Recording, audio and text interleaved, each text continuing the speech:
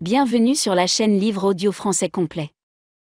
Pensez à vous abonner pour ne pas rater les épisodes prochains. Incapable de dormir, assailli de mauvais rêves, un garçon du nom de Michael Hanlon se réveilla peu de temps après les premières lueurs de l'aube. Lumière encore pâle, brouillée par une brume épaisse et basse qui se lèverait vers 8 heures comme le simple emballage d'une parfaite journée de vacances, la première complète. Mais pour l'instant, le monde était tout de gris et rose, et aussi silencieux qu'un chat qui marche sur un tapis. Habillé d'un pantalon de velours côtelé, d'un t-shirt et de baskets montantes noires, Mike descendit au rez-de-chaussée, avala un bol de céréales Wheaties. Il ne les aimait pas beaucoup, mais avait eu envie du cadeau dans la boîte, l'anneau décodeur magique du capitaine Midnight, puis sauta sur sa bicyclette et se mit à pédaler vers la ville, roulant sur les trottoirs à cause du brouillard. Ce brouillard changeait tout. Les objets les plus ordinaires, comme les bouches d'incendie et les panneaux de signalisation, prenaient une allure mystérieuse, étrange et un peu sinistre. On entendait les automobiles sans les voir, et du fait des qualités acoustiques particulières du brouillard, il était impossible de dire si elles étaient lointaines ou proches, jusqu'au moment où on les voyait en émerger, précédés du halo d'humidité fantomatique qui entourait les phares. Il tourna à droite sur Jackson Street, évitant le centre-ville, et gagna Main Street par Palmer Lane, passant dans cette courte rue devant le domicile qu'il occuperait plus tard une fois adulte, sans le regarder. C'était un bâtiment simple à un étage avec un garage et une pelouse minuscule. Après avoir pris à droite sur Main Street, il monta jusqu'à Bassett Park pour le simple plaisir de rouler et de profiter du calme du petit matin. Une fois franchi l'entrée principale du parc, il laissa la bicyclette sur sa béquille et continua à pied jusqu'au canal. Il ne se sentait encore poussé que par son simple caprice. Il ne se doutait nullement que l'itinéraire qu'il suivait avait quelque chose à voir avec les cauchemars de la nuit. Il ne se souvenait d'ailleurs plus que très vaguement de ce qu'il avait rêvé, sinon que ces cauchemars s'étaient succédés jusqu'à ce qu'il se réveille en sueur et tremblant à 5 heures du matin, avec l'idée de prendre un petit déjeuner rapide et d'aller faire un tour en ville à bicyclette. Il fut frappé dans le parc par une odeur qu'il n'aima pas dans ce brouillard, une odeur de marée ancienne et salée. Une odeur qu'il connaissait déjà car il arrivait souvent que les brouillards matinaux à Derry soient chargés des effluves de l'océan, pourtant à 60 kilomètres de là. Mais ce matin-là, l'odeur avait quelque chose de plus épais, de plus présent, de dangereux presque. Quelque chose attira son regard. Il se baissa et ramassa un couteau de poche à 2 lames d'un modèle bon marché. Quelqu'un avait maladroitement gravé les initiales EC d'un côté. Mike le regarda pensivement pendant quelques instants et l'empocha. Qui trouve garde, qui perd pleure. Il regarda autour de lui. Près de l'endroit où il venait de trouver le couteau, un banc avait été renversé. Il le redressa, prenant soin de remettre les pieds de fer dans les trous qu'ils avaient creusés avec les années. Au-delà du banc, il aperçut une zone d'herbe écrasée, et partant de là, 2 sillons parallèles. L'herbe se relevait peu à peu, mais les 2 traces étaient encore très nettes et se dirigeaient vers le canal. Et il y avait du sang. L'oiseau. Tu te souviens? L'oiseau. Tu te souviens? Mais il ne voulait pas se souvenir de l'oiseau, et il en repoussa donc la pensée. Une bagarre de chiens, c'est tout. L'un d'eux a dû sérieusement blesser l'autre. Hypothèse convaincante qui n'arrivait cependant pas à le convaincre. La pensée de l'oiseau ne cessait de vouloir s'imposer. L'oiseau qu'il avait vu aux aciéries Kitchener, d'un genre qui ne figurait certainement pas dans le guide des oiseaux de Stan Uris. Arrête, et ne reste pas ici. Mais au lieu de partir, il suivit les 2 sillons tout en imaginant une sombre histoire dans sa tête. Un meurtre. Un gosse, dehors, tard le soir, après le couvre-feu. Le tueur l'attrape. Mais comment se débarrasser du corps? En le traînant jusqu'au canal, pardi, et en le jetant dedans, comme dans un Alfred Hitchcock présente. Les traces qu'il suivait auraient très bien pu être laissées par une paire de chaussures, des tennis par exemple. Mike frissonna et regarda autour de lui, incertain. il y avait quelque chose d'un peu trop réaliste dans son histoire. Et en supposant que ce n'était pas un homme, mais un monstre qui l'avait fait. Un monstre comme ceux des BD ou des livres d'horreur ou des films d'horreur ou... Un mauvais rêve? Un conte de fées ou un truc comme ça. Il décida que l'histoire ne lui plaisait pas, qu'elle était stupide. Il essaya de la chasser de son esprit, mais elle s'accrochait. Et alors, qu'elle reste? Elle était bête. Comme était bête l'idée d'aller faire un tour à bicyclette en ville, ou celle de suivre ces 2 sillons d'herbe écrasés. Son père allait avoir toutes sortes de corvées à lui faire faire aujourd'hui. Il valait mieux retourner à la maison et s'y attaquer, où il se retrouverait en train de rentrer le foin dans la grange au plus chaud de l'après-midi. Ouais, il ferait mieux de repartir. C'était exactement ce qu'il allait faire. Mais au lieu de revenir à sa bicyclette, de rentrer à la maison et de se mettre au travail, il suivit les sillons dans l'herbe. Il y avait ici et là d'autres gouttes de sang en train de sécher, mais pas beaucoup cependant. Pas autant qu'à l'endroit où l'herbe était restée écrasée près du banc renversé. Mike entendait maintenant la rumeur paisible du canal. Puis il vit le rebord de béton se matérialiser dans le brouillard. Quelque chose d'autre dans l'herbe. Bonté divine, c'est mon jour pour les trouvailles, s'écria en lui son esprit avec une exultation douteuse. Une mouette cria alors au-dessus de lui, et Mike grimaça, évoquant de nouveau l'oiseau qu'il avait vu un certain jour de printemps. Quoi que ce soit dans l'herbe, je ne veux pas le savoir. Il était sincère, tout à fait sincère. Et pourtant, voici qu'il se baissait les mains sur les genoux pour voir ce que c'était. Un morceau de vêtement déchiré avec un peu de sang dessus. La mouette cria de nouveau. Mike contempla le haillon sanglant et se souvint de ce qui lui était arrivé au printemps.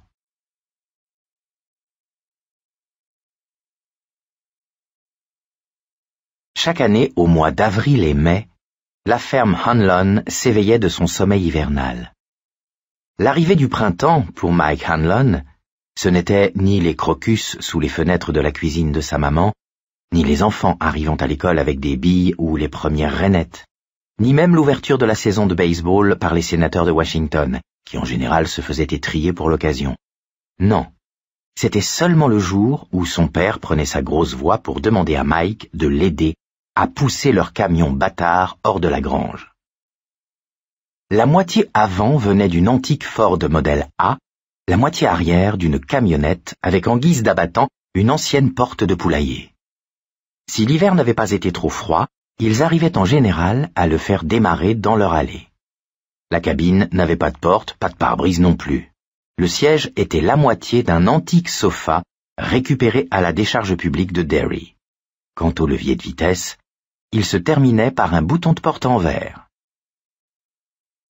Will Hanlon et Mike la poussaient dans l'allée, chacun d'un côté, et la laissaient prendre suffisamment de vitesse. Puis, Will bondissait sur le siège, tournait le contact, réglait le retard à l'allumage, enfonçait la pédale d'embrayage et poussait le levier de vitesse en seconde, sa grosse main étreignant le bouton de porte. Sur quoi il rugissait « Allez, mets le paquet !» et relâchait l'embrayage.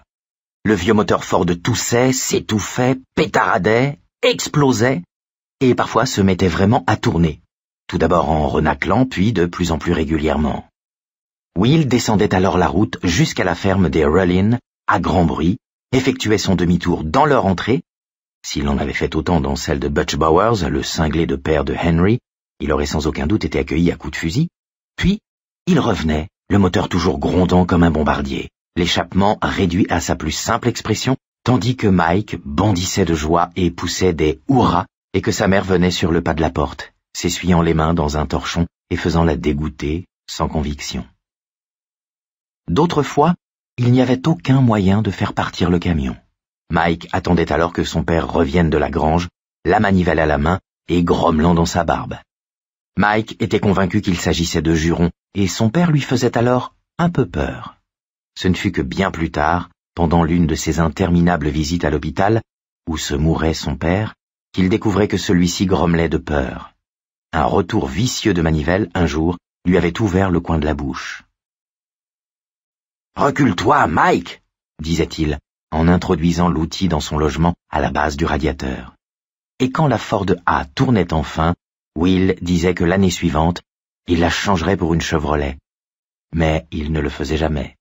La vieille Ford hybride restait toujours derrière la maison, dans l'herbe jusqu'aux essieux. Assis à la place du passager, Mike sentait l'odeur d'huile chaude et de gaz d'échappement, excité par le vent aigu qui s'engouffrait par le pare-brise sans vitre, et pensait « Voilà, c'est le printemps.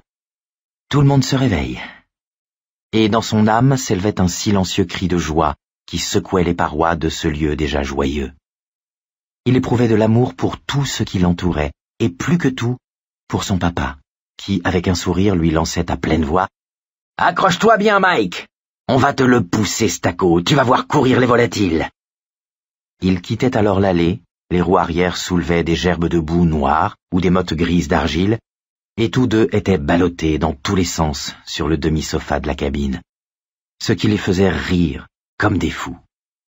Will prenait soit la direction du champ de derrière, où poussait du foin, soit le champ sud, pommes de terre, soit le champ ouest, maïs et haricots, soit le champ est, pois, melons et citrouilles. À leur arrivée, les oiseaux jaillissaient devant le véhicule avec des pépillements de terreur. Ils levèrent une fois une perdrix, un oiseau magnifique, au plumage du même brun que les chênes en automne, le ronflement explosif de ses ailes restant audible par-dessus le bruit du moteur. Ces balades étaient pour Mike les portes qui donnaient sur le printemps. L'année de travail commençait avec la récolte de rochers. Pendant toute une semaine, il partait avec la vieille Ford et chargeait le plateau de blocs qui aurait pu casser un soc de charrue au moment du labour. La camionnette s'embourbait parfois dans la terre humide du printemps et Will grommelait d'un ton sinistre dans sa barbe. Encore des jurons, soupçonnait Mike. Il connaissait certains mots, certaines expressions. D'autres, comme « fils de prostituée », l'intriguaient. Il était tombé sur ce mot dans la Bible, et s'il avait bien compris, une prostituée était une femme qui venait de Babylone. Il avait envisagé de poser la question à son père un jour, mais, comme la Ford était dans la boue jusqu'au ressort et que des nuées orageuses parcouraient le front de Will, il avait préféré attendre un moment plus favorable. Il avait fini par interroger Richie Tosier, qui lui avait répondu que son père, à lui avait expliqué qu'une prostituée était une femme que l'on payait pour avoir des relations sexuelles avec elle. « C'est quoi, des relations sexuelles ?» avait demandé Mike. Et Richie l'avait laissé en plan en se prenant la tête à deux mains. Une fois, Mike avait demandé à son père comment il se faisait qu'il y eût encore des rochers alors qu'ils en avaient enlevé en avril dernier. Il se trouvait à l'endroit où il les déversait, au coucher du soleil, le dernier jour de la récolte des pierres. Un chemin de terre battue reliait l'extrémité du champ ouest à cette ravine près des rives de la Kentuskig qui commençait à se remplir de tous les rochers qu'avec les ans, Will avait retirés de ses champs.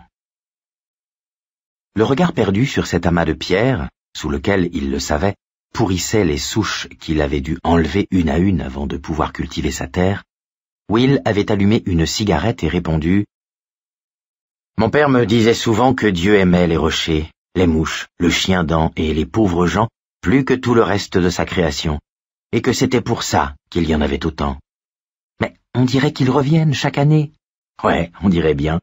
Je ne vois pas d'autre explication possible. » Un grèbe poussa son cri plaintif sur l'autre rive de la Kentuskig. L'eau avait pris une nuance rouge-orangée profonde avec le crépuscule.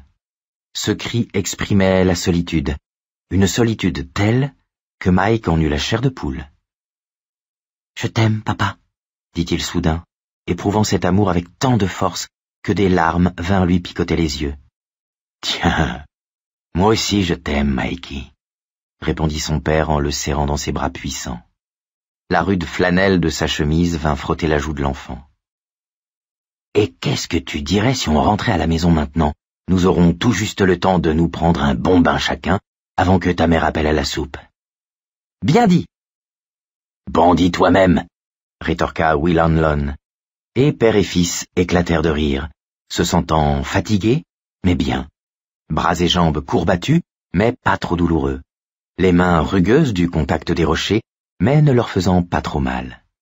« C'est le printemps !» pensa Mike ce soir-là, alors que la somnolence le gagnait dans sa chambre. pendant que dans l'autre pièce, ses parents regardaient Lune de miel. « C'est le printemps, merci mon Dieu, merci infiniment. » Et tandis qu'il se tournait pour dormir, s'enfonçant déjà dans le sommeil, il entendit de nouveau l'appel du grèbe, qui, dans son marais lointain, venait hanter les désirs de ses rêves. Le printemps était une période d'activité, mais aussi une période agréable. Une fois terminée la collecte des pierres, Will remisait la Ford A dans les hautes herbes derrière la maison et sortait le tracteur de la grange, la herse en attelage. Will conduisait et Mike se tenait sur la herse ou marchait à côté pour ramasser les pierres qu'il trouvait encore. Puis venaient les semailles, qui suivaient les travaux d'été. Biner, sarcler, biner, sarcler. Sa mère rapetassait Larry, Moe et Curly, leurs 3 épouvantails, et son père posait un sifflet à orignaux sur leur tête. Ce n'était qu'une vieille boîte de conserve avec une cordelette cirée tendue au milieu et qui, avec le vent, produisait un son merveilleusement inquiétant et génial. Les oiseaux, pilleurs des champs, ne tardaient pas à se rendre compte qu'ils n'avaient rien à craindre de Larry, Moe et Curly, mais le sifflet à orignaux les faisait régulièrement fuir. Dès le mois de juillet, les récoltes commençaient en sus du binage et du sarclage. Les pois et les radis tout d'abord, puis les laitues et les tomates venus en semis et repiqués, puis le maïs et les haricots en août, puis encore du maïs et des haricots en septembre avec les citrouilles et les courges. Quelque part au milieu de tout ça arrivaient les pommes de terre nouvelles. Après quoi, alors que raccourcissaient les jours et que l'air devenait vif, Mike et son père rentraient les sifflets à orignaux, lesquels avaient tendance à disparaître au cours de l'hiver. Le jour suivant, Will appelait Norman Sadler, qui était aussi stupide que son fils Moose, mais d'infiniment meilleure composition, qui venait peu après avec sa machine à cueillir les pommes de terre. Pendant les 3 semaines suivantes, tout le monde se mettait à la récolte des pommes de terre. En plus de la famille, Will engageait 3 ou 4 lycéens qu'il payait 25 cents le baril. La Ford A patrouillait le champ sud, le plus grand, toujours en première, l'abattant arrière baissé, le plateau couvert de barils sur lesquels figuraient les noms des ramasseurs. À la fin de la journée, Will ouvrait son vieux portefeuille tout plissé et payait chacun des cueilleurs en liquide. Mike était payé, ainsi que sa mère. Cet argent leur appartenait et jamais Will Hanlon ne leur en demanda compte. Mike avait reçu 5% des revenus de la ferme à l'âge de 5 ans, âge auquel, lui avait dit alors son père, il était assez grand pour faire la différence entre du chien-dent et un plant de petits pois. Il recevait chaque année 1% de plus et chaque année, après Thanksgiving en octobre, Will calculait les profits de la ferme et en déduisait la part de Mike. Mais Mike ne voyait jamais la couleur de cet argent-là. Il allait sur un compte pour ses études et en aucun cas on ne devait y toucher. Venait enfin le jour où Normie Sadler repartait avec sa machine. L'atmosphère était déjà grise et froide, et de la gelée blanche le matin recouvrait les citrouilles oranges empilées sur le côté de la grange. Mike se tenait devant la porte de la cour, main dans les poches, et regardait son père remiser d'abord le tracteur, puis la Ford A dans la grange. Et il se disait « Voilà, nous sommes prêts à dormir de nouveau. » Le printemps évanoui, l'été enfui, les récoltes terminées. Ne restait plus que le croupion de l'automne. Arbres effeuillés, sol gelé, de la dentelle de glace le long des berges de la Kentuskig. Dans les champs, des corbeaux se posaient de temps en temps sur les épaules de Moe, Larry et Curly, et y restaient perchés tant qu'ils voulaient. Sans voix, les épouvantails étaient inoffensifs. L'idée qu'une autre année se finissait ne consternait cependant pas exactement Mike. À 9-10 ans, on est encore trop jeune pour y voir une métaphore de la mort, car il anticipait bien des plaisirs. Des parties de luge dans McCarran Park, du patinage, des batailles de boules de neige, la construction de bonhommes de neige. Il faudrait aussi penser à une expédition en raquette avec son père, à la recherche d'un arbre de Noël.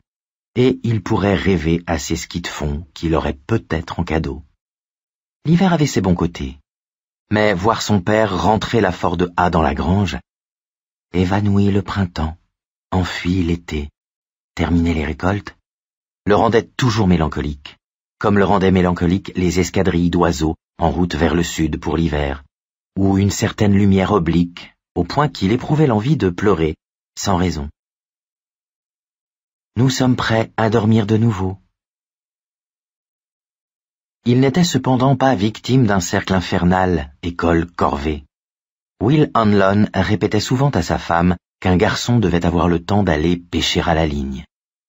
Lorsque Mike revenait de l'école, il posait ses livres sur la télé dans le séjour, se faisait ensuite un petit festin à son goût, avec une préférence marquée pour les sandwichs au beurre de cacahuètes et aux oignons, ce qui horrifiait sa mère, et prenait enfin connaissance du mot que lui avait laissé son père, dans lequel il lui disait où il se trouvait, ce que lui, Mike, devait faire, quelle rangée de légumes sarcler ou cueillir, les produits à retourner, la grange à balayer, et ainsi de suite. Mais au moins un jour ouvrable par semaine, parfois 2, il n'y avait aucun message, et ce jour-là, Mike allait à la pêche, au moins métaphoriquement. C'étaient les meilleures journées. Il n'avait pas à se rendre dans un endroit particulier, et rien, donc, ne le pressait. De temps en temps, son père lui laissait un autre type de message.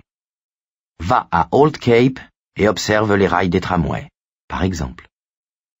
Mike se rendait à Old Cape, trouvait les rues où l'on n'avait pas enlevé les rails, étudiait attentivement ces derniers et s'émerveillait à l'idée de trains ayant circulé au milieu des rues. Ils en parlaient tous les deux le soir, et son père lui montrait de vieilles photos de son album sur Derry, où l'on voyait fonctionner les trams, avec leurs cannes marrantes qui allaient du toit jusqu'au fil électrique, et leur publicité pour des cigarettes sur le côté.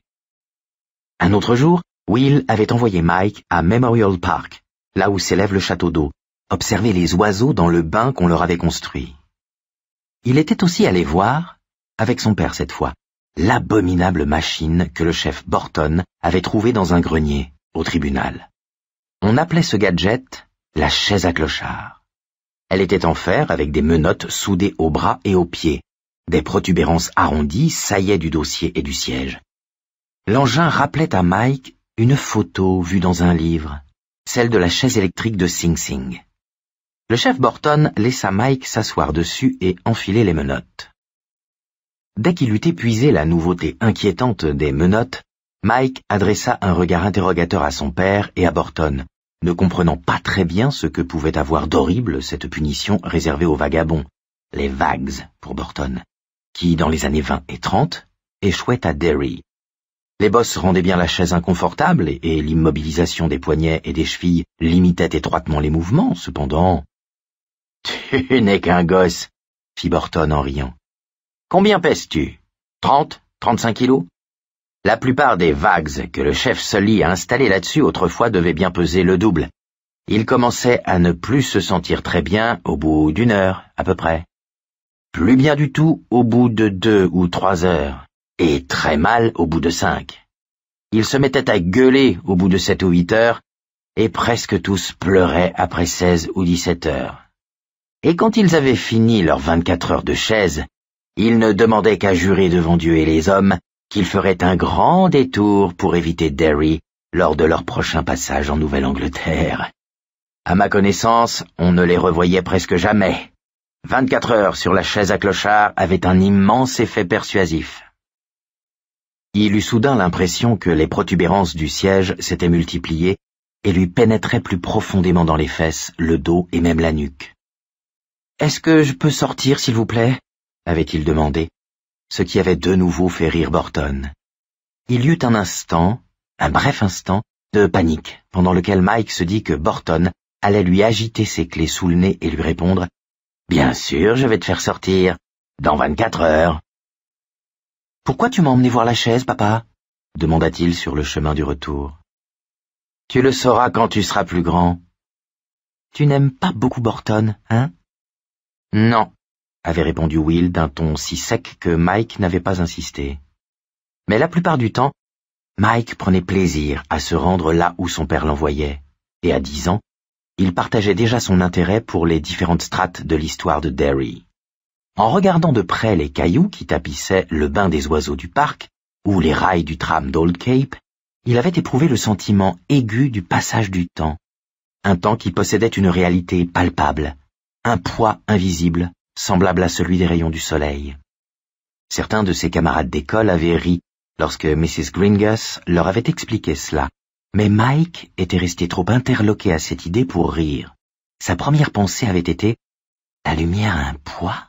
Oh, Seigneur, mais c'est terrible !» Un temps qui était quelque chose qui finirait par l'engloutir. Le premier message ainsi laissé par son père, en ce printemps 1958, avait été griffonné au dos d'une enveloppe glissée sous la salière. Une douceur merveilleuse, toute printanière, avait poussé sa mère à ouvrir en grand les fenêtres de la maison. « Pas de corvée. Si tu veux, va d'un coup de vélo à Pasture Road. Tu verras dans le champ, à ta gauche, des murs écroulés et de vieilles machines abandonnées. Jette un coup d'œil, ramène un souvenir. Surtout, ne t'approche pas du trou du sol. Sois de retour avant la nuit.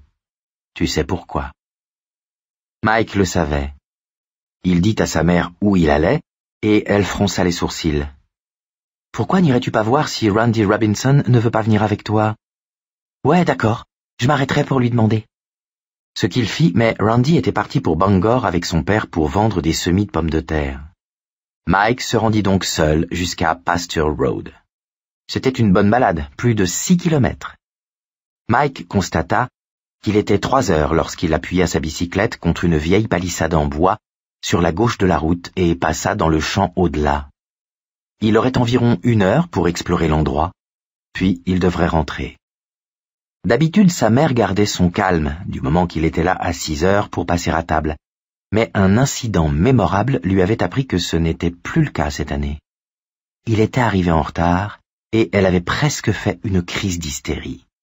Elle s'était jetée sur lui, un torchon à la main, en s'en servant comme d'un fouet, et il était resté bouche bée dans l'entrée, le panier d'osier avec la truite arc-en-ciel à ses pieds. « Ne me fiche plus jamais la frousse comme ça !» cria-t-elle. « T'entends ? Plus jamais! Plus jamais! » Chaque « jamais » avait été ponctué par un coup de torchon. Mike s'était attendu à ce que son père intervînt, mais il n'avait pas bougé. Peut-être se doutait-il qu'elle tournerait sa colère de chat sauvage contre lui. Mike avait retenu la leçon. Une correction à coup de torchon avait suffi. À la maison avant le soir. Oui, madame, c'est compris. Il traversa le champ en direction des ruines titanesques qui s'élevaient au milieu. Il s'agissait bien entendu de tout ce qui restait des aciéries Kitchener. Il était souvent passé devant à bicyclette, mais n'avait jamais envisagé de les explorer, et n'avait jamais entendu un de ses camarades dire qu'il l'avait fait. Penché sur un tas de briques, qui formait un cairn grossier pour l'examiner, il croyait maintenant comprendre pourquoi. Le champ était éclatant de lumière, sous un grand soleil de printemps, avec un pan d'ombre le traversant lentement quand un nuage se présentait. Mais l'endroit n'en avait pas moins quelque chose d'inquiétant et mystérieux. Il régnait un silence lourd, rompu seulement par le vent. Il se sentait comme un explorateur qui vient de découvrir les derniers vestiges d'une fabuleuse cité perdue. Un peu sur sa droite s'allongeait un pan d'un cylindre massif en briques. Il y courut, à travers la prairie. C'était la cheminée principale de l'usine. Il jeta un coup d'œil dans son ouverture, et un frisson glacé remonta son dos. Elle était assez vaste pour que quelqu'un puisse s'y tenir, mais il n'éprouva aucune envie d'y pénétrer. Dieu seul savait quelle saleté s'y trouvait encore, accrochée aux revêtements de briques couverts de suie, à moins que quelque bestiole y ait élu résidence. Puis une rafale de vent produisit un son surnaturel, en s'engouffrant dans l'ouverture de la cheminée effondrée, qui lui rappela celui des cordes cirées des sifflets à orignaux de son père. Il recula nerveusement à la soudaine évocation du film qu'il avait regardé hier soir avec lui à la télé, Rodan. Sur le moment, il s'était rudement bien amusé, son père riant et criant « Vise-moi l'oiseau !» à chaque apparition de Rodan, imité sur un ton aigu par Mike, jusqu'à ce que leur mère, passant une tête à la porte, leur eût intimé de faire moins de bruit. Mais maintenant, ça lui paraissait moins drôle.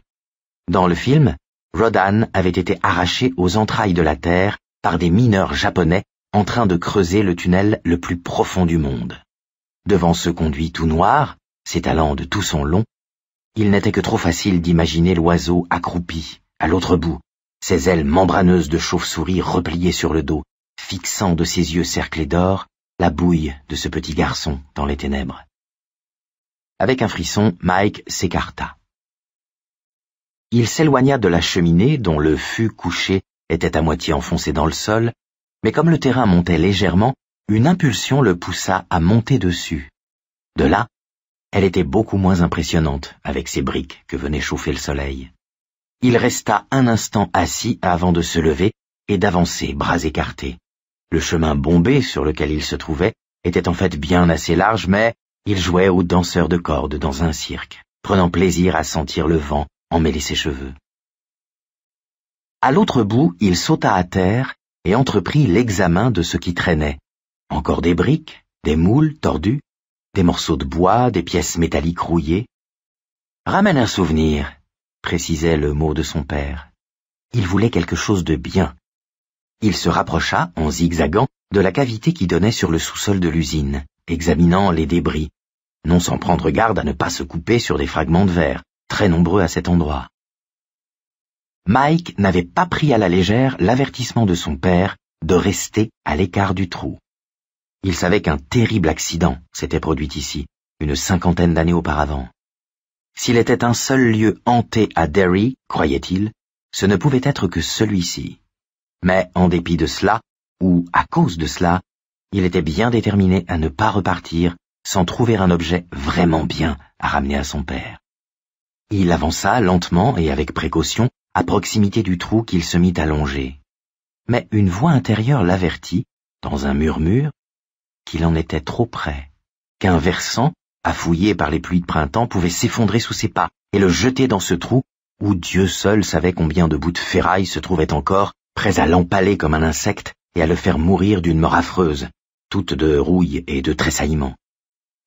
Il ramassa un châssis de vitre et le jeta de côté.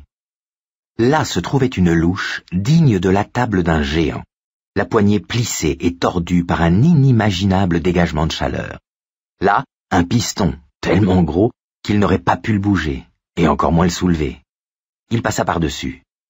Et si jamais je trouve un crâne, se dit-il soudain. Le crâne de l'un de ces gosses qui ont été tués pendant qu'ils cherchaient des œufs de Pâques en chocolat en 1900, je sais plus combien. Il parcourut des yeux le champ vide, aveuglant de lumière, désagréablement choqué à cette idée.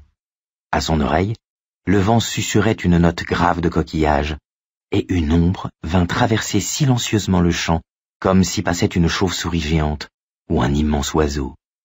Il fut de nouveau frappé par le calme qui régnait là et par l'étrangeté de ce champ, avec ses piles de maçonnerie éparpillées et ses carcasses métalliques échouées, penchant d'un côté ou de l'autre. On aurait dit qu'une épouvantable bataille avait eu lieu ici, il y avait très longtemps.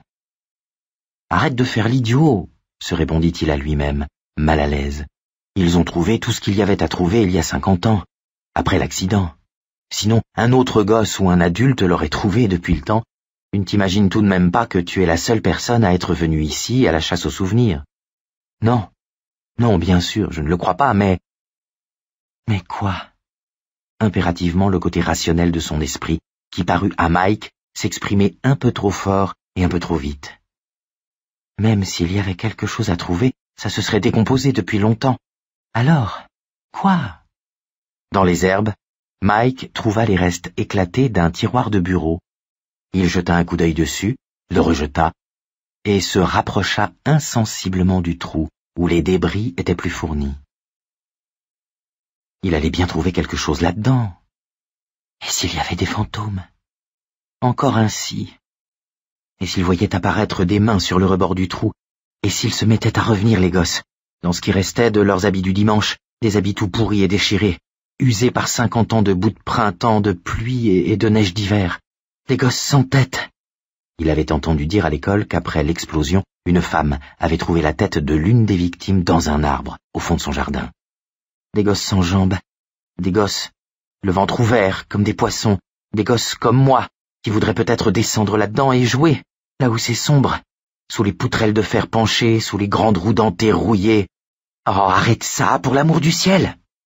Mais il ne put réprimer le frisson, qui lui parcourut de bas en haut le dos, et décida qu'il était grand temps de ramasser quelque chose, n'importe quoi, et de se barrer d'ici. Il se baissa, et presque au hasard, s'empara d'une roue dentée d'environ 20 centimètres de diamètre. À l'aide du crayon qu'il avait toujours sur lui, il chassa rapidement la terre prise entre les dents, puis glissa le souvenir dans sa poche. Il pouvait partir maintenant. Oui. Mais ses pieds se dirigeaient dans la mauvaise direction, vers le trou du sous-sol, et il se rendit compte avec un sentiment lugubre d'horreur qu'il éprouvait le besoin de regarder à l'intérieur. Il lui fallait voir. Il s'agrippa à une poutre spongieuse qui dépassait du sol, selon un angle incliné, et oscilla vers l'avant, dans son effort pour apercevoir le fond. Impossible. Il était encore à 5 mètres du rebord, beaucoup trop loin pour ça. Peu importe que je voie ou non le fond, je m'en retourne, tout de suite, j'ai mon souvenir, pas besoin de regarder dans ce vieux trou dégueulasse. D'ailleurs, papa m'a dit de ne pas m'en approcher. Mais il n'arrivait pas à se débarrasser de la curiosité inquiète et fiévreuse qui s'était emparée de lui. Il avança, pas à pas, mal à l'aise, conscient qu'il n'aurait plus rien à quoi se raccrocher une fois que la poutre serait hors de portée. Conscient aussi que le sol sous ses pieds était effectivement peu solide et friable. Il apercevait des dépressions le long du bord, comme des tombes effondrées, et comprit qu'il y avait des vides en dessous, autrefois. Le cœur battant sur le rythme brutal d'un soldat marchant au pas, il atteignit le bord et regarda en bas. Niché au fond du trou, l'oiseau leva la tête. Sur le coup, Mike ne fut pas sûr de voir ce qu'il voyait. Tout le système nerveux, assurant la communication de son corps, fut comme paralysé, y compris au niveau qui véhiculait la pensée. Ce n'était pas simplement le choc de voir un oiseau monstrueux, un oiseau dont la poitrine était de la couleur de flamme de celle d'un rouge-gorge et dont les plumes étaient de ce gris-brun ébouriffé quelconque des moineaux. C'était avant tout le choc de tomber sur quelque chose de totalement inattendu. Il avait cru voir des monolithes de métal rouillé baignant dans des flaques boueuses, à moitié submergées. Au lieu de cela, il contemplait un nid gigantesque qui remplissait complètement le trou qui avait été le cœur de l'usine. Il avait bien fallu l'équivalent d'une 12aine de balles de foin pour le bâtir. Mais l'herbe argentée paraissait ancienne. L'oiseau était posé, au beau milieu, ses yeux noirs dans leur anneau brillant, aussi ténébreux que du goudron chaud. Pendant un instant insensé, avant que ne se rompe sa paralysie, Mike vit son propre reflet dans chacun. Puis, le sol se mit soudain à glisser de dessous ses pieds. Il entendit le bruit de racines peu profondes qui cassaient et comprit qu'il allait tomber. Il se rejeta en arrière avec un cri, moulinant des bras pour conserver l'équilibre. Il n'y arriva pas et vint heurter lourdement le sol couvert de débris. Un dur morceau de métal rouillé lui rentra douloureusement dans le dos et il eut le temps de penser à la chaise à clochard avant d'entendre le ronflement violent des ailes de l'oiseau. Il se mit précipitamment à genoux, rampa, regardant en même temps par-dessus son épaule. Il le vit s'élever du trou. Ses serres écailleuses avaient une couleur orangée atténuée. Ses ailes, qui lui donnaient une envergure d'environ 7 mètres, faisaient voler le foin desséché dans tous les sens, comme le vent que soulève les pales d'un hélicoptère. Il lança un cri comme un bourdonnement plein de craquements, tandis que quelques plumes retombaient de ses ailes en tournoyant. Mike se retrouva sur ses pieds et se mit à courir. Il fonçait dans le champ, sans regarder derrière lui, bien trop épouvanté pour oser se retourner. L'oiseau ne ressemblait pas à Rodan, mais il sentait que c'était le même esprit qui venait de jaillir de la fosse des aciéries Kitchener, comme un diable de sa boîte. Il trébucha, mit un genou à terre, se releva et repartit. Le craquettement bourdonnant se reproduisit. Une ombre le recouvrit, et il vit la chose quand il leva les yeux. Elle venait de passer à moins de 3 mètres de sa tête. Son bec, d'un jaune sale, s'ouvrait et se refermait et révélait son intérieur rosé. Il vira pour revenir sur Mike. Le vent de ses ailes tourbillonna autour du garçon, chargé d'une désagréable odeur sèche. Poussière de grenier, vieillerie morte, coussins pourris. Il obliqua à gauche et aperçut de nouveau la cheminée effondrée. Il poussa un sprint désespéré jusque-là, les bras comme de pistons emballés contre ses côtes. L'oiseau craqueta, et il y eut un bruit de froissement d'ailes. comme des voiles qui faceillent. Quelque chose le heurta à la nuque. Une langue de feu en monta, s'étendant partout, tandis que du sang commençait à couler dans le col de sa chemise. L'oiseau vira de nouveau, avec l'intention de le cueillir dans ses serres et de l'emporter, comme un faucon emporte un mulot, pour le ramener dans son nid et le dévorer. Comme il piquait sur lui, sans le quitter un instant de son œil noir horriblement vivant, Mike obliqua de nouveau, sèchement. L'oiseau le manqua, de peu. L'odeur poussiéreuse de ses ailes était étouffante, insupportable. Il courait maintenant le long de la partie intacte de la cheminée. La vitesse brouillait les briques. Déjà, il voyait l'endroit où se trouvait le trou. S'il pouvait faire un crochet à gauche et s'y glisser, il serait peut-être tiré d'affaire, car l'oiseau lui paraissait trop gros pour y pénétrer à sa suite. Il faillit bien ne pas y arriver. Le rapace fonçait de nouveau sur lui, dans de grands battements d'ailes qui soulevaient un véritable ouragan, les serres écailleuses tendues vers lui. Il poussa encore son cri, et cette fois, Mike crut y discerner une note de triomphe. Il enfonça la tête dans ses épaules et leva un bras qui cherchait à frapper. Les serres se refermèrent, et pendant quelques instants, l'oiseau le tint par l'avant-bras. L'étreinte était celle de doigts d'une force phénoménale qui se terminerait par des ongles acérés. Il mordait, comme des crocs. Les ailes faisaient un bruit de tonnerre dans ses oreilles, et il n'avait qu'à peine conscience de la pluie de plumes qui tombait autour de lui et caressait ses joues de baisers de fantôme. Puis l'oiseau s'éleva et pendant un instant, Mike se sentit soulevé, mis debout, tiré sur la pointe des pieds. Durant une seconde, à glacer le sang, il se rendit compte que la pointe de ses baskets perdait contact avec le sol. « Lâche-moi !» hurla-t-il, donnant un mouvement de torsion à son bras. La serre le retint un instant encore, puis la manche de sa chemise se déchira. Il retomba lourdement. L'oiseau protesta aigrement. Mike reprit sa course, fonçant au milieu des plumes de la queue de l'oiseau, l'odeur sèche l'étouffant à moitié. C'était comme s'il courait à travers une averse de plumes en rideau. Toussant toujours, des picotements aux yeux dus autant aux larmes qu'aux ignobles poussières que dispersaient les plumes, Mike s'enfonça en trébuchant dans la cheminée effondrée. Il ne s'inquiétait plus de ce qui pouvait s'y tapir maintenant, et se précipita à l'aveuglette dans le noir, dans l'écho plat de ses sanglots pleins de hoquet. Il avança ainsi, sur quelque chose comme 6 ou 7 mètres, puis se retourna vers le cercle de ciel éclatant. Sa poitrine se soulevait et retombait, à un rythme effréné. Il prit soudain conscience que, s'il s'était trompé dans son évaluation de la taille de l'oiseau ou de l'ouverture de la cheminée, il venait de se suicider aussi sûrement que s'il avait placé le canon du fusil de son père dans sa bouche et appuyé sur la détente. Il n'y avait aucune issue. Ce n'était qu'un tuyau, un cul-de-sac. L'autre bout de la cheminée était enfoui dans le sol. L'oiseau cria de nouveau, et soudain, la lumière à l'extrémité de la cheminée disparut, comme il se posait à l'extérieur sur le sol. Il voyait ses pattes écailleuses, aussi grosses que des mollets d'homme. Puis le rapace baissa la tête et regarda dans le conduit. Mike se retrouva en train de contempler les yeux couleur de goudron frais brillant à l'iris cerclé d'or. Il ouvrait et refermait son bec régulièrement, avec à chaque fois un claquement sec, semblable à celui de dents qui s'entrechoquent. Son bec était effilé, très effilé. Je savais que les oiseaux possédaient un bec pointu, mais je n'y avais jamais fait attention, se dit-il.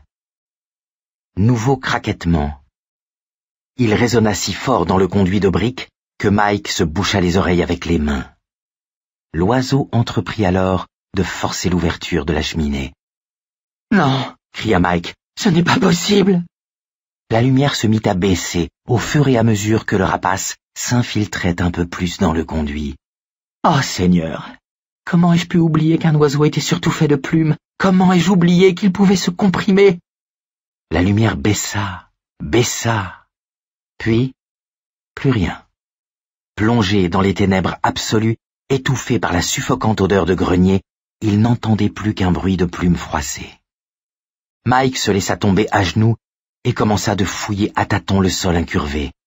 Il tomba sur un fragment de brique, dont les bords aigus étaient couverts de ce qui lui parut être, au toucher, de la mousse.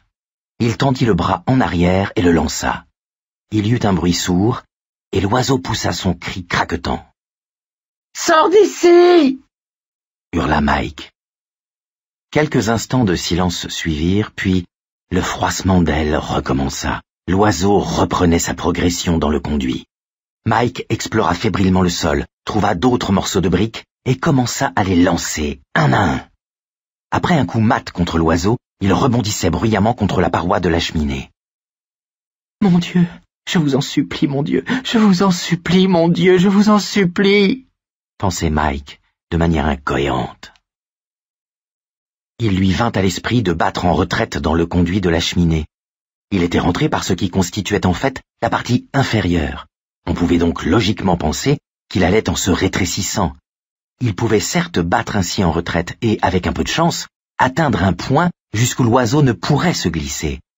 Mais si le rapace restait coincé, dans ce cas, ils mourraient tous les deux là-dedans, l'oiseau et lui. Ils mourraient et se décomposeraient dans le noir. « Mon Dieu, je vous en supplie !» hurla-t-il, sans se rendre compte qu'il le faisait. Il lança un autre fragment de brique, avec plus de puissance cette fois, ressentant, comme il l'expliqua beaucoup plus tard aux autres, l'impression que quelqu'un s'était trouvé derrière lui à cet instant et avait donné une formidable accélération à son bras. Il n'y eut pas le bruit mat de l'impact sur les plumes ce coup-ci, mais un son d'éclaboussement, comme ferait la main d'un enfant s'écrasant dans son assiette de purée. Ce fut un cri de douleur, et non pas de colère que poussa cette fois l'oiseau. Le ronflement sinistre de ses ailes remplit le conduit de cheminée. Un ouragan d'air empuanti fonça sur Mike, agitant ses vêtements. Il toussa, à moitié étouffé, et battit en retraite au milieu d'une pluie de mousse et de débris légers. La lumière réapparut, faible et grise tout d'abord, puis de plus en plus éclatante au fur et à mesure que l'oiseau dégageait l'entrée. Mike éclata en sanglots, se remit à genoux et entreprit frénétiquement de rassembler des morceaux de briques. Sans réfléchir, il courut vers l'issue, les mains pleines de fragments, couverts de mousse gris-bleu et de lichen, comme des pierres tombales, il le voyait maintenant, et ne s'arrêta que lorsqu'il en fut tout près. Il fallait empêcher l'oiseau d'y entrer de nouveau. Il s'accroupit, en redressant la tête à la manière d'un perroquet sur son perchoir, et vit où avait porté son dernier coup. L'oiseau n'avait pratiquement plus d'œil droit. À la place du globule lisse de goudron frais, il y avait un cratère sanguinolent. Un liquide épais, grisâtre, s'accumulait au coin de son orbite avant de s'écouler le long de son bec. De minuscules parasites se tortillaient dans la nauséabonde déjection. L'oiseau le vit et se jeta en avant. Mike se mit aussitôt à lui lancer des projectiles qui le frappèrent à la tête et au bec. Il recula, puis attaqua de nouveau, bec grand ouvert, révélant une fois de plus ses muqueuses roses, mais aussi quelque chose d'autre, qui laissa Mike un instant paralysé et lui-même bouche bée. L'oiseau avait une langue d'argent, dont la surface était aussi craquelée que celle d'une coulée volcanique qui vient juste de se refroidir. Et sur cette langue, comme autant de bourres d'arbres qui auraient temporairement pris racine dessus, était posé un certain nombre de pompons oranges. Mike jeta son dernier fragment dans cette gorge béante et l'oiseau battit de nouveau en retraite, avec des cris de frustration, de colère et de douleur. Pendant un instant, Mike ne vit plus que ses serres, puis il y eut un bruit d'ailes et il disparut. Un moment plus tard, il entendit le son cliquetant des serres sur la brique, au-dessus de lui. Il leva le visage, un visage qui avait pris une couleur gris-brun sous la pluie de débris, de poussière, de boue et de lichen que lui avait jeté le système de ventilation de l'oiseau, et où les seuls endroits clairs étaient ceux qu'avaient nettoyés les larmes de l'enfant. L'oiseau faisait les 100 pas, au-dessus de sa tête. Tac, tac, tac, tac. Mike recula dans le conduit et recueillit d'autres fragments de briques qu'il empila, aussi près de l'orifice qu'il osa. Si la chose revenait, il voulait pouvoir les lui lancer à bout portant. Dehors, il faisait toujours grand jour. On était en mai et la nuit ne tombait que tard, mais l'oiseau déciderait peut-être d'attendre. Mike déglutit et eut l'impression de sentir les parois desséchées de sa gorge frotter l'une contre l'autre. Tac, tac, tac, tac. Il avait une solide réserve de munitions maintenant. Dans la pénombre du conduit, un peu en deçà de l'endroit où le soleil découpait une tache échancrée de lumière, on aurait dit une pile faite de vaisselle brisée. Mike se frotta les mains contre les jambes de son pantalon et attendit de voir la tournure qu'allaient prendre les événements. Du temps s'écoula. 5 ou 20 minutes, il n'aurait su dire. Il n'avait conscience que d'une chose, l'oiseau faisait les 100 pas comme un insomniaque, debout à 3 heures du matin. Puis, il eut de nouveau ce grand battement d'ailes. L'oiseau se posa devant l'ouverture de la cheminée. À genoux juste à côté de sa réserve de briques, Mike commença à expédier ses missiles, avant même qu'il eût le temps de présenter sa tête. L'un d'eux l'atteignit à la patte. Un filet de sang se mit à couler, presque aussi noir que son œil. Mike poussa un cri de triomphe, un son menu qui se perdit dans le craquettement de rage, trompettant de l'oiseau. « Va-t'en d'ici !» cria Mike. « Je vais continuer de t'en lancer tant que tu partiras pas, je le jure devant Dieu !» L'oiseau s'envola et vint reprendre sa garde sur le dessus de la cheminée. Mike attendit. Finalement, le bruit d'ailes se fit entendre encore une fois, et Mike se prépara à voir réapparaître les pattes de poule géantes. Mais rien ne vint. Il attendit encore, convaincu qu'il devait s'agir d'un piège, jusqu'au moment où il se dit que ce n'était pas pour cette raison qu'il ne bougeait pas. Il avait peur de sortir, il redoutait de quitter la sécurité relative de ce terrier. « Ne te laisse pas impressionner comme ça. Tu n'es pas un vulgaire lapin. » Il mit des morceaux de briques dans sa chemise et en prit autant qu'il le put dans ses mains. Il sortit du conduit, essayant de regarder partout à la fois, regrettant follement de ne pas avoir des yeux derrière la tête. Il ne vit que le champ qui s'étendait devant lui, avec les débris éparpillés et rouillés de l'explosion qui avait détruit les aciéries Kitchener.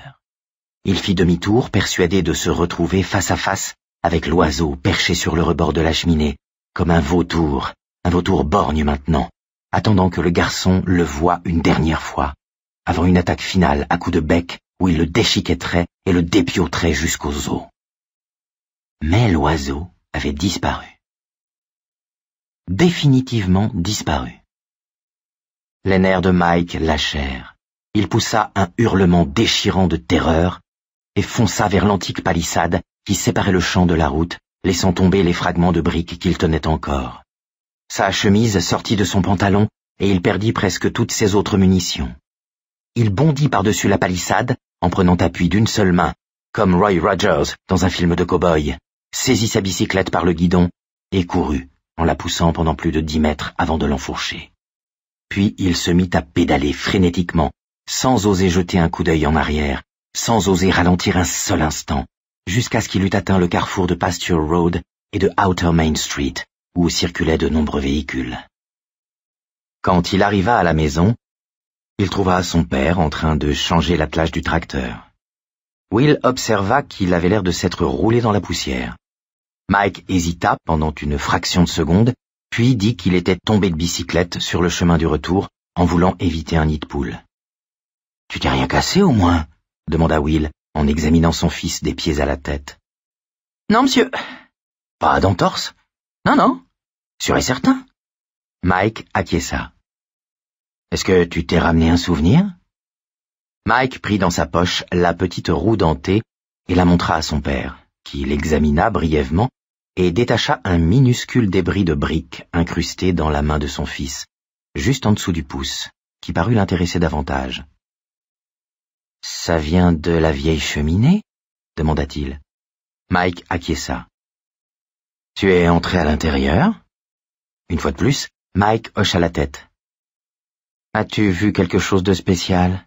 poursuivit Will qui, pour transformer la question en plaisanterie, alors qu'il l'avait posée sérieusement, ajouta « Un trésor enfoui ?» Mike esquissa un sourire et secoua la tête. « Bon, ne va pas raconter à ta mère que tu es allé farfouiller là-dedans. Elle commencerait par me tomber dessus et ton tour ne tarderait pas à venir. » Il regarda son fils de plus près. « Tu es sûr que ça va, Mike ?»« Quoi ? Je te trouve les traits un peu tirés. » « Je suppose que c'est la fatigue. N'oublie pas que ça fait dans les 13 ou 14 kilomètres aller-retour. Tu veux que je t'aide avec le tracteur, papa ? » ?»« Non. Je l'ai suffisamment démoli comme ça pour la semaine. Va plutôt te laver. » Mike s'éloigna, mais il n'avait fait que quelques pas quand son père le rappela. « Je t'interdis de retourner dans ce coin, » dit-il. « Du moins, tant que toutes ces histoires n'ont pas été éclaircies et qu'on n'a pas attrapé le type qui... Tu n'as vu personne là-bas, n'est-ce pas ? Personne ne t'a poursuivi ou ne t'a crié après. Je n'ai vu absolument personne, papa. Will alluma une cigarette. Je crois que j'ai eu tort de te dire d'y aller. Un coin abandonné comme celui-là, ça peut être dangereux. Leurs regards se croisèrent brièvement. Entendu, papa. De toute façon, je n'ai aucune envie d'y retourner. Ça faisait un peu peur. Will hocha la tête. Moins t'en diras, mieux ça vaudra. Et maintenant va te laver et dis à ta mère de mettre 2 ou 3 saucisses de plus. Ce que fit Mike. T'occupe pas de ça maintenant, se dit Mike Hanlon, en observant les 2 sillons qui allaient jusqu'au rebord de ciment du canal. T'occupe pas de ça. Il s'agissait peut-être d'un rêve après tout, et... Il y avait des taches de sang séchées sur le rebord de béton. Mike les regarda, puis baissa les yeux sur le canal. Les eaux noires s'écoulaient paisiblement. De l'écume jaune sale s'accrochait aux parois, dont elles se détachaient parfois pour partir en tourbillons paresseux dans le courant. Pendant un instant, un bref instant, 2 amas de cette écume se rapprochèrent et formèrent comme un visage de gosse, les yeux tournés vers le ciel et pleins d'une expression d'épouvante et d'angoisse. Mike en eut la respiration coupée. Puis l'écume se dispersa, l'image s'effaça. Il y eut alors un plouf bruyant sur sa droite. Mike tourna vivement la tête, avec un geste instinctif de recul, et crut deviner quelque chose parmi les ombres, à l'endroit où le canal sortait du tunnel, après la traversée du centre-ville. Puis il n'y eut plus rien. Soudain, pris d'un frisson de froid, il retira de sa poche le couteau qu'il avait trouvé dans l'herbe et le jeta dans le canal. Il y eut un autre plouf, petit cette fois, et une vaguelette dont le cercle fut bientôt déformé en pointe par le courant, puis plus rien. Plus rien sinon la terreur qui se mit brutalement à le suffoquer et la certitude mortelle qu'il y avait quelque chose à proximité, quelque chose qui l'observait et qui évaluait ses chances, calculait le moment.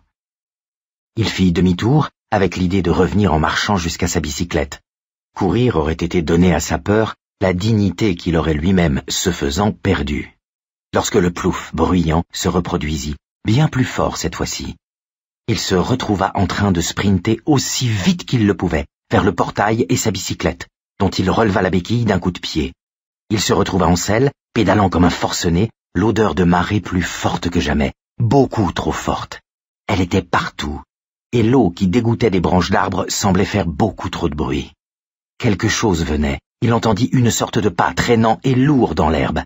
Debout sur les pédales, il donnait tout ce qu'il pouvait et déboucha dans Main Street sans un regard en arrière. Il fonça jusqu'à la maison aussi vite qu'il put, se demandant pourquoi diable il avait eu l'idée saugrenue de venir ici, ce qui avait bien pu l'attirer. Puis, il s'efforça de penser aux corvées qui l'attendaient, à toutes les corvées, rien qu'aux corvées, et au bout d'un moment, finit par y réussir. Et quand il découvrit le titre du journal, le lendemain matin, « Nouvelle disparition d'enfant, la peur revient ». Il pensa au couteau de poche qu'il avait jeté dans le canal, le couteau avec les initiales E.C. gravées sur le côté, et au sang qu'il avait vu sur l'herbe. Il pensa aussi aux 2 sillons parallèles qui venaient s'arrêter au bord du canal.